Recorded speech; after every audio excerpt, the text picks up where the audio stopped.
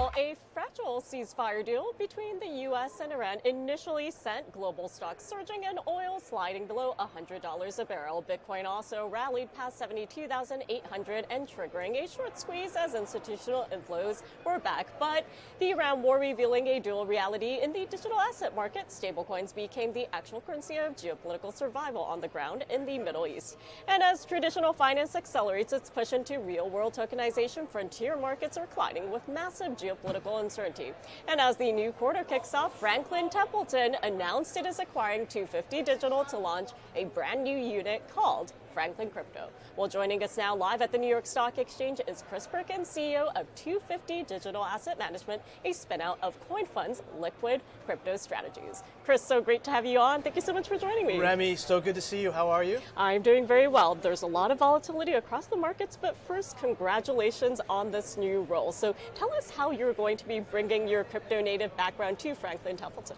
Yeah, great. So for the last 4.5, 5 years, we've been in crypto full time. And over that time, we got to know Jenny Johnson and Sandy Call.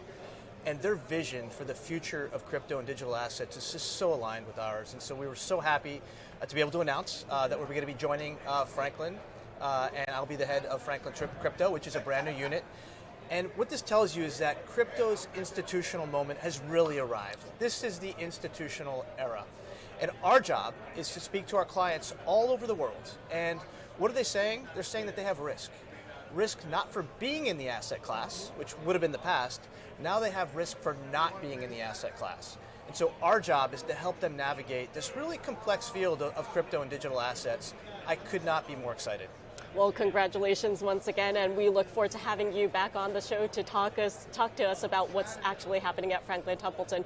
But while we have your expertise, not only are you fluent in finance, but as a Marine veteran, I'm sure you have a perspective on the geopolitical tensions, what's unfolding in the Middle East right now. So tell us what you're seeing in terms of digital assets. Yeah, so it's a bit of a tenuous ceasefire. It's very hard to trade these markets in the near term. But what you're seeing right now is you're seeing a lot of resiliency and strength with Bitcoin, Ethereum, and all the other cryptocurrencies. Reason being is that as you step back, we're transitioning to a very trustless, permissionless world. Realpolitik is really dominating international affairs. And what better asset class to emerge than one that's trustless and permissionless? Bitcoin is digital gold, and you're seeing it now playing a really important role as a neutral exchange of value. Ethereum, you saw the Ethereum Foundation double down on being censorship resistant. So these are new commodities that are really rising to the top. Then, of course, stablecoins. Now, people are saying, oh, the dollar's decoupling, this and that.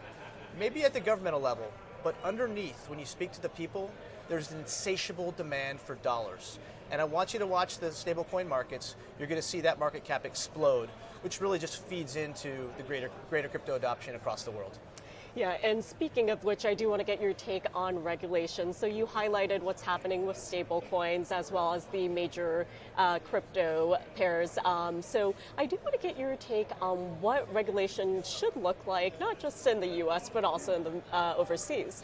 Yeah, so cryptos, I think the investment environment right now is very constructive. You're seeing sentiment at an all-time low, but the fundamentals continue to improve. Look what's going on with the Clarity Act right now. I feel pretty good. I think it's still a bit of a coin toss, but I do think that that's coming together pretty nicely, and I do think it's going to get passed. That's going to unleash potentially some animal spirits in our space. But in the absence of that law, you still have some incredible regulators. Now we have Chairman Selig and Chairman Atkins. These guys are creating precedent every single day that provides what we wanted all along, which is just certainty. Most people that I know in the crypto space, they want to be compliant. They just want to know the rules. Yep. And our regulators are now delivering that in a very constructive way. It's just an honor to work with them and have the right type of dialogue. Yeah, and Chris, I'm so glad you're here because I do want to ask you about where we actually merge DeFi innovation and national security. There are a lot of moving parts. We could even have a podcast on this topic, but sure. Where do you stand? I think that stablecoins, which are really the oil and the fuel of DeFi, are arguably the most important instrument of national power and the best thing that could have ever happened to our national security. They perpetuate the dollar as the global reserve currency.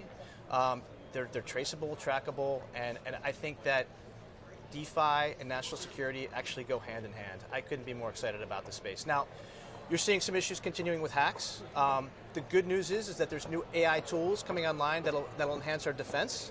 There are also new AI tools that are coming on that are going to cause more of a threat.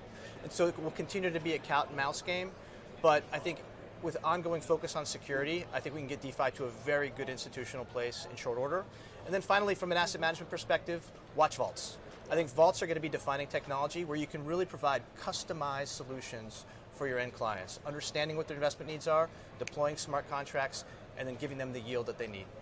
And finally, before I let you go, we have about 60 seconds here. So as we head into the second half of 2026, what trends are you paying attention to and why? Well, again, I want to see Clarity Act get over the line, and that's going to be wonderful. Watch the M&A space. I think there's a lot going on there. And then incremental institutional adoption is inevitable. It's continuing to happen every single day. Watch stablecoins, genius, the machines of genius are starting to work together. As that completes, you're going to see stablecoins rise. That will fuel the entire crypto ecosystem. Well, Chris, always great having you on FinTech TV here at the New York Stock Exchange. Thank you so much for joining us, and congratulations on the new role. Thank you, Remy. Great to see you. Thank you.